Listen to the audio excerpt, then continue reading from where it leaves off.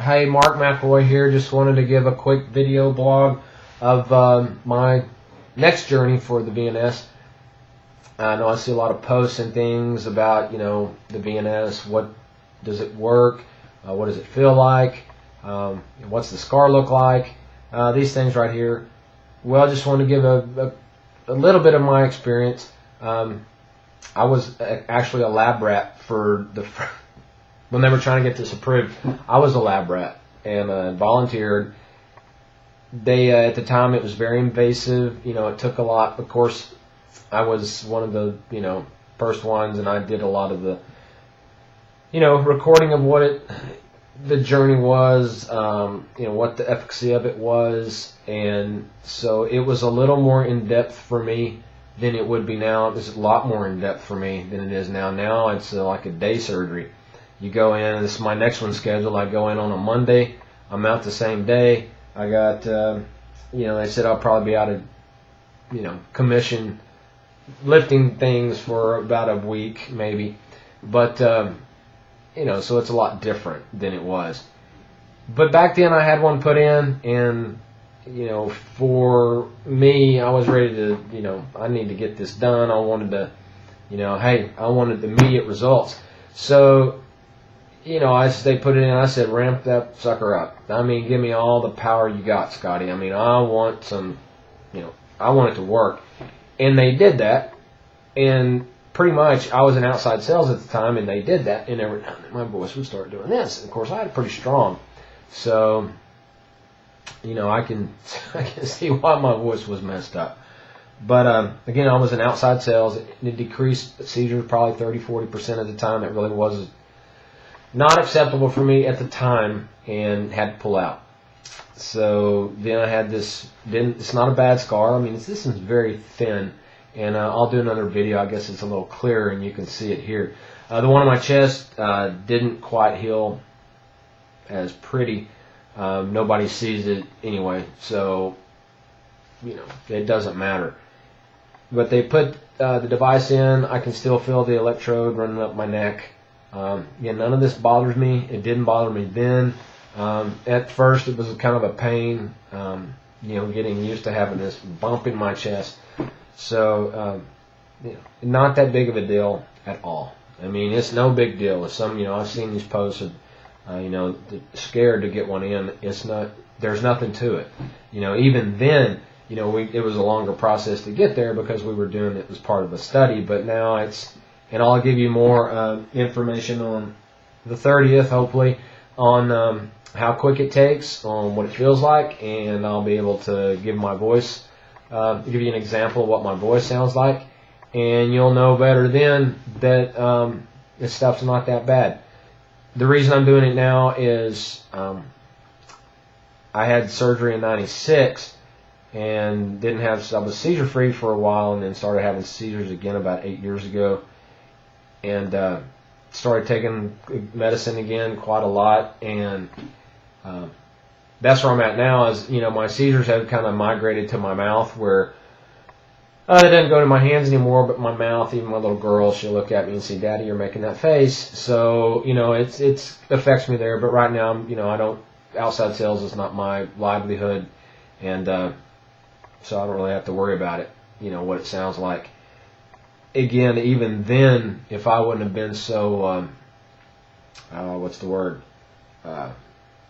self-conscious of everything that I did. I mean, I was kind of insecure.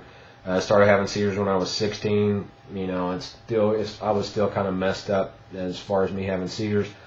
Although, it's another story as far as how it has helped since then. And became a president of the Epilepsy Association here in North Central Texas. I was able to do a lot of speaking. I have always been able to talk about epilepsy. Did some stuff in college where I was able to spread the word, kind of do away with some of the wives' tales that go along with it, and just making people aware that it's here. It's the third. It's the third. I said it's in number 3 of the top neurological disorders there are, and 50 million people worldwide have it. 2 to 3 million in the United States have it. it's kind of gaining traction as far as the severity of it, what it can do to the brain, what it can do to the people around you, how it can affect lifestyles. So that's there's a lot being done on that now. But anyway, this is specifically for people that are interested in the VNS. I have a website down here. You can go there and request an ebook from me. I'm not charging you for an ebook, but it's there. It's may give you some encouragement on what to do and what not to do. How it's helped me. So my email address is down there too, and you're welcome to contact me, and I can give you whatever whatever experiences I've had and how they've. I'm not going to say advice, but just tell you what I've done and what I haven't done that's worked and what hasn't worked.